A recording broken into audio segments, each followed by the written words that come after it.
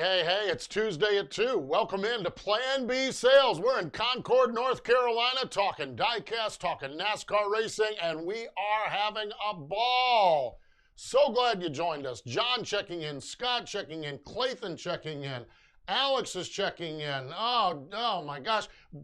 Wait a minute, Brent Powell's wait a minute. We have to clean up. The boss man's checking in. Holy cow. Man, I'll tell you what, we better make sure my hair's all right. Everything's good here with the boss man in the house. But no, we are so glad you joined us here on our Tuesday at 2 conversation. If you want to talk a little NASCAR racing, have a question or have a conversation you want to jump in there with, type it right in. And we are now on Twitch. We're now on Periscope. We're on, of course, Facebook Live. So wherever you're checking us out, welcome aboard. Glad to have you join us. We do it each and every week at 2 o'clock, and it is good stuff and good times. That is for sure. So Steve Post from Motor Racing Network, by the way. Don't know if we have formally introduced myself here as we've been rolling into this. So it is great to have you here. Let's look back a little bit. Let's look back at Atlanta. How about Kevin Harvick? Whoa, man, I'm telling you what, I sensed, and I shared with you guys and gals, I don't have TV,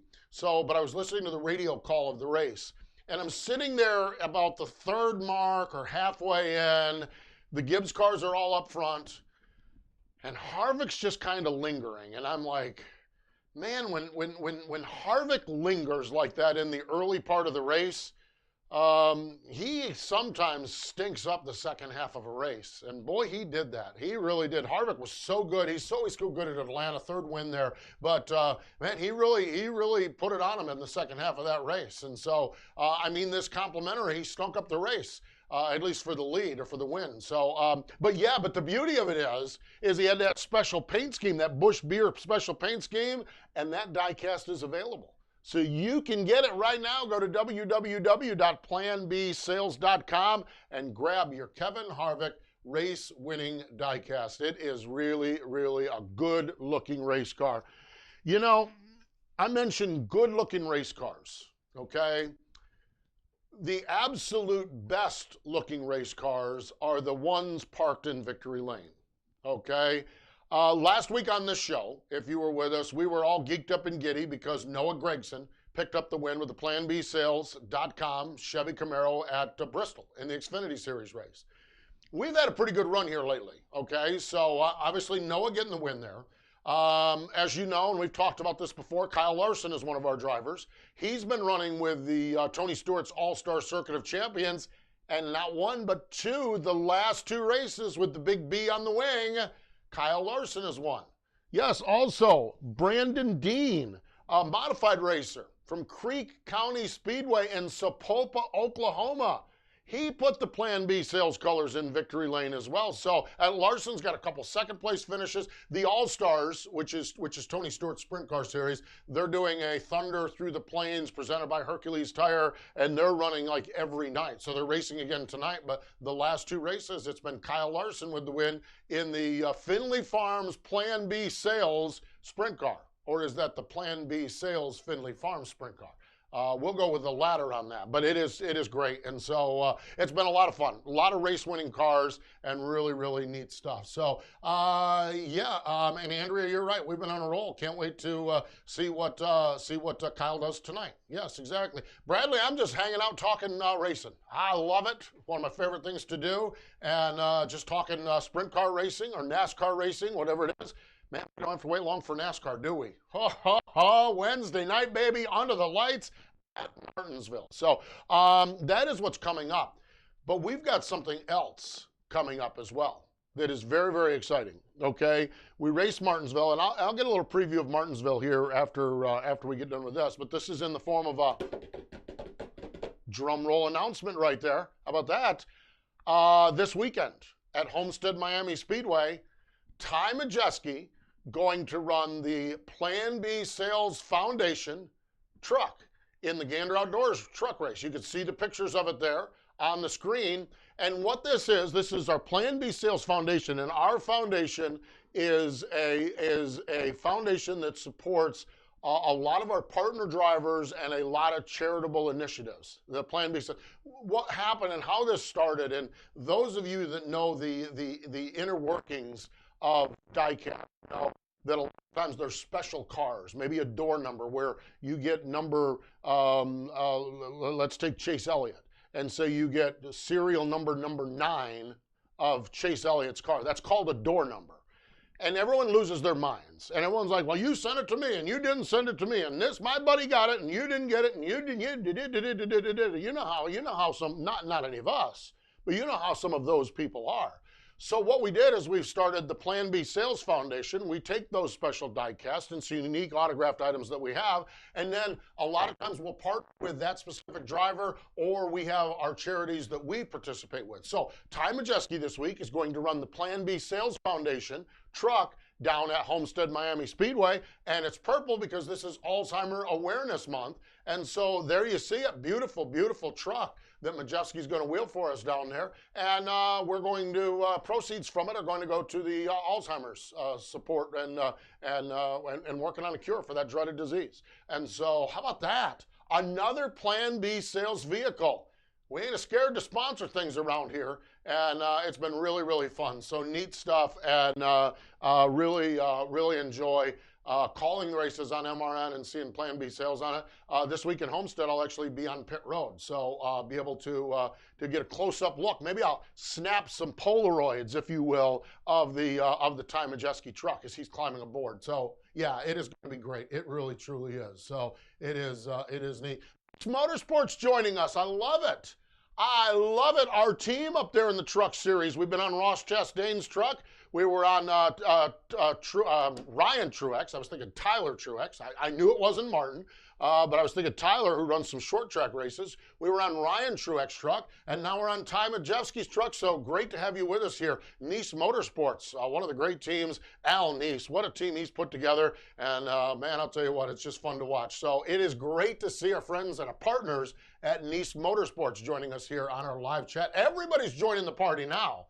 And there's some of you that have been around forever and ever, but it is now becoming a bigger party with the Periscope and the twitching that we're doing and all kinds of stuff. We're oogling and googling, and we're just having the time of our life here. So yeah, so the Ty Majeski, and it's available now, pre-order. So you can just go right to planbsales.com, get yours pre-ordered, and go from there. Okay, speaking of pre-order and speaking of Nice Motorsports, okay, this is one of the more okay, we don't always say this phrase in diecast.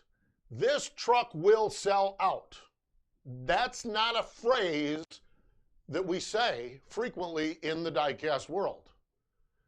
But this truck will sell out.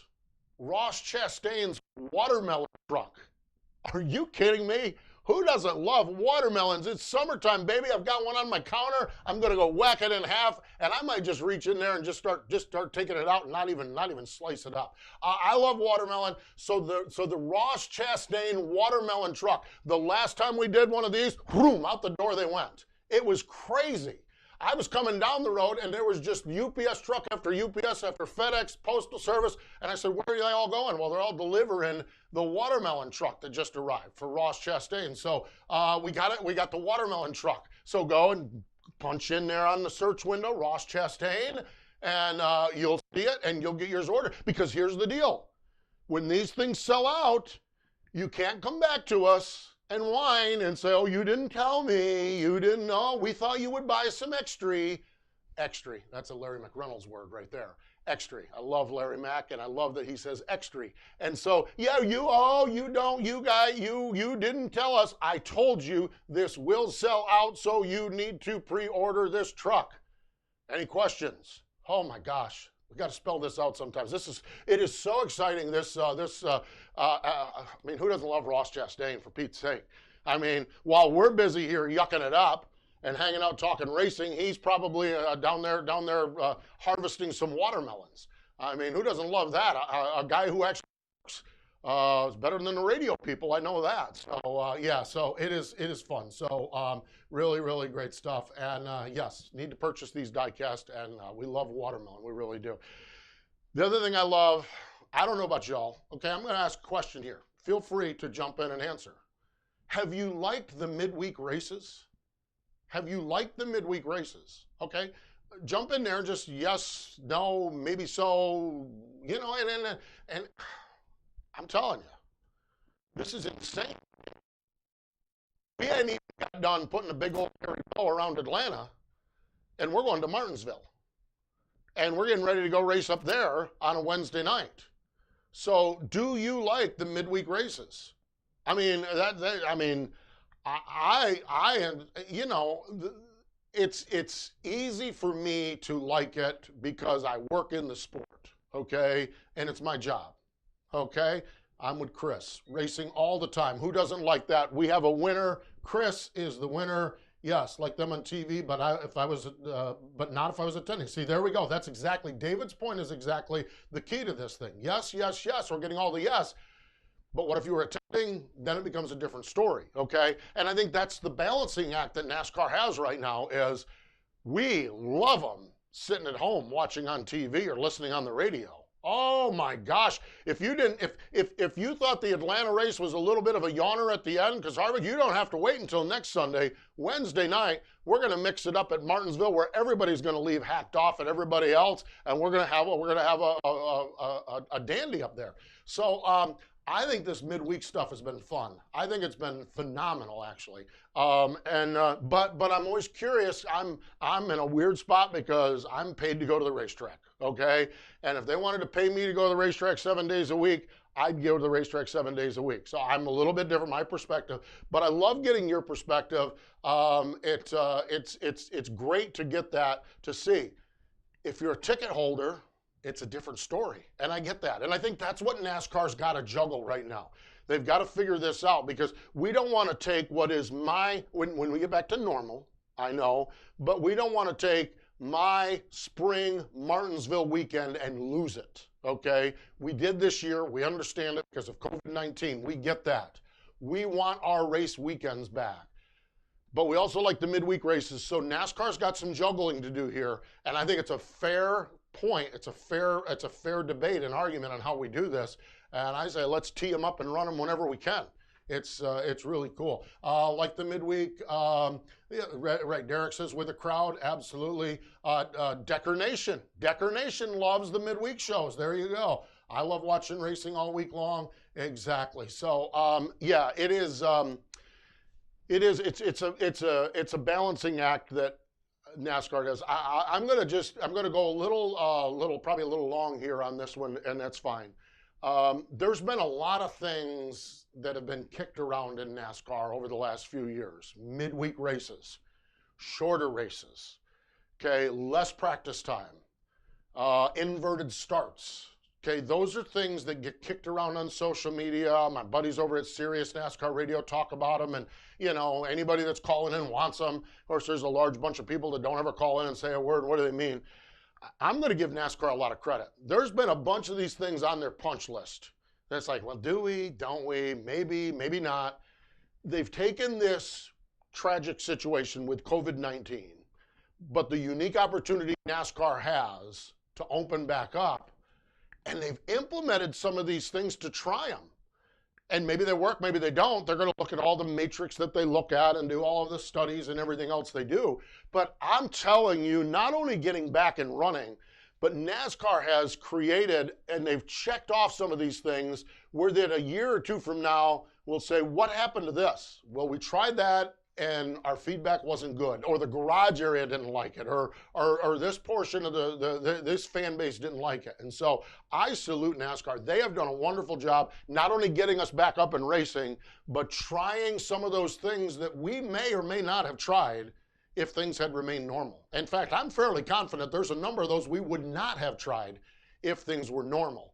And so kudos to them. And who knows what we may have. If you like some of these things that they've done, the shorter races or the midweek shows, we might see them going forward, and we might not have done that without this. So really, really good. Good organizations take down times. They adapt. They say, okay, this is the way the wind's blowing. Let's try this. and let's see what we're doing. And I think they've done a really nice job with it. And yeah, and I'm paid to go to the races. Okay, so I may not be the most journalistically black and white kind of guy. First off, I love racing. I love calling racing, and I love that we're doing it. It seems like every other day. So I am a little bit jaded on it, or a little bit skewed in my appreciation of it. And yes, I work for the company NASCAR. Motor Racing Network is now. So, I mean, that's complete transparency here. But as the race fan in me, there's been a lot of really neat things, and I think it's really cool. So, great stuff. That is for sure. Great stuff. Let's see. Wish they would do a whole field mix on the starting position. There we go, 1 to 40. Well, now you might get a little pushback. See, here's what I liked about that, okay? What is this? Red Show Dobson, okay? Here's what I liked, okay? We did the race at Darlington, the second one, MRN did. And what I like about this is we did the invert, and that put Ty Dillon on the pole, okay? Remember, he had the Geico Hump Day car. Remember that? Yeah, I think that might be available for pre-order too. Yeah, you can get the camel car from Geico. The thing I really liked about that is that the race was, we talked about Ty Dillon leading that race for the first portion of it. And I think that's great because there are a lot of guys that race in that 15th to the 20th spot and 21st and 23rd and 25th that could use a little bit more loving from TV and radio. We don't do it because they don't run up front. We could argue about that till the cows come home. That's just the reality of it. But I did that, but the race was long enough so that when we got to the end, it was still the same cast of characters at the front, with the exception of maybe one that dinged his race car up. The same cast of characters in the middle and the same cast of characters toward the back of the field. And I think that was really, really neat. So I'm not sure the 40 would do that. The 20 was great. Maybe we adapt that a little bit, and I think that's the thing. You talk to teams that are up front, they naturally aren't going to like it. But by the end of the race, they were racing for the win, and we got to talk about some other people. So yeah, exactly. John loves the lack of practice. I think it's helping the lower budget teams. I think to a degree it is. It's giving them those moments. At the end of the day, we're still in the same spot. But it is giving those teams, and it's certainly helping them on the bottom line. Boy, that practice is expensive. Qualifying is expensive. Traveling a day early is expensive. Now, it's expensive for fans that camp at the racetrack and want to see cars on the track Friday and Saturday. So it's a balancing act. But for those small teams, going in for one day is a whole lot cheaper than going in for 2 days or 3 days. So again, it's that balancing act, though. Okay? It's great for that small team to have a one-day show. But if my family and I are going to Michigan camping for the whole weekend and we don't see Cup cars until Sunday afternoon, that's not okay. And so again, it's part of that balancing act that I think we're going to see over the course of time. So it is great. It is fantastic. Jeff wants to know any chance of us doing another Plan B sales Light Larson car down the pike. Don't really know. We're on the car right now that he's running. Whether we get a chance to do a diecast on that, you're just going to need to stay home, stay with us and see where we're at here. Jason loves the one-day formats. Get in the car and drive, and he loves our store too, and he loves the caps on the table. Well, yes, the caps on the table. Speaking of cars we sponsored, guy that's been in a lot of news here, Bubba. Our boy Bubba's been in the news, that's for sure. There's our Bubba Wallace cap. Let's see. So we got that. We've got the Noah Gragson cap. So yeah, we got that one there. Is that what we got? Is that all? And then, this one. I knew there was a third one here. Just straight up Plan B sales. Wonder if they'd notice if that disappeared. That's a good looking cap right there. I hope that doesn't walk out of here when we turn off the cameras. So yeah, so great stuff. Martinsville this weekend, going to be fun to see what happens. Last year, the races were less than spectacular. Martin Truex Jr. won the fall race. Brad Keselowski won the spring race. Very little passing. It's a new tire. It's a new rules package. And I was listening to Denny Hamlin and Joey Logano talking just before I came over here, and they said they will be shocked if A, we're not racing harder, we're not all into each other, and I will be shocked if there's not a whole lot of hacked off drivers when we get done at Martinsville, and that means a whole lot of us happy race fans. So it is going to be great. Motor Racing Network and Fox are going to be there covering it. Wednesday night racing action, and it is going to be good. Then We're off to Homestead Miami Speedway this weekend. I am telling you what, having a ball chatting with you here today. So we appreciate you joining us. All of our regulars that join us on Facebook Live, but all of you newbies joining us on all of the other platforms, thank you so much for joining us. As you see, we're just yucking it up here. We're just race fans hanging out on a Tuesday afternoon at 2 and talking a little racing. We throw a little diecast or some caps in there, all of them available at planbsales.com, by the way, and we get on our merry way and continue with the week. So with that, I'm going to get on my merry way and get on with the week. And we'll, wait a minute, I'll just see my producer over there. He's bird dogging me on this hat. He's bird dogging me on this hat. I'm gonna, they're gonna frisk me when I walk out of here to make sure I don't walk out with any of the good stuff. But no, it is great folks here. When you're dealing with the folks at Plan B Sales, you're dealing with race fans first and foremost, and I think that's really, really fun. We sit around on Monday morning and break down the races just like you do, and we love it. So hey, I'm Steve Post for Motor Racing Network. Remember, all your diecast needs, www.planbsales.com.